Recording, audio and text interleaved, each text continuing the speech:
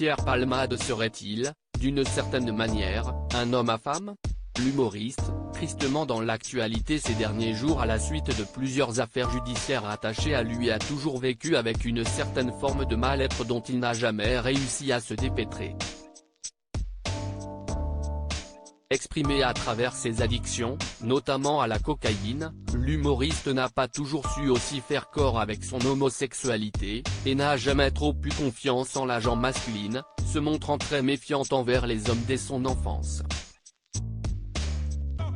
En avril 2019, auprès de nos confrères du journal Le Monde, dans un entretien où il est revenu sur plusieurs pans de sa carrière, l'ex-partenaire de scène de Muriel Robin et Michel Larocque s'est auto-analysé sur l'approche qu'il avait des hommes. « Ma mère, ou la vie, m'ont mis dans la tête que les femmes m'aimaient et que j'allais être défié par les hommes », a-t-il expliqué.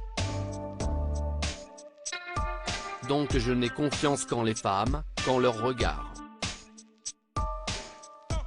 L'homme est un potentiel adversaire, alors que la femme protège, admire, inspire.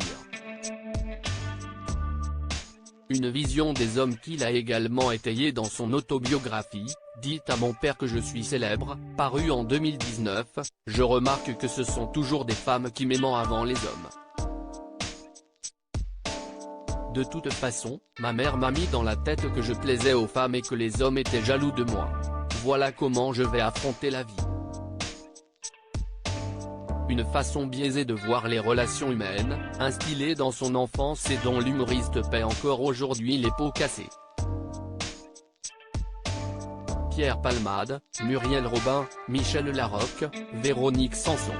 Les femmes de sa vie. Pierre Palmade, ce drame qu'il a vécu dans sa famille, cette approche des hommes et des femmes, Pierre Palmade la doit peut-être aussi à la disparition de son père qu'il a vécu alors que ses sœurs et lui n'étaient encore qu'enfants.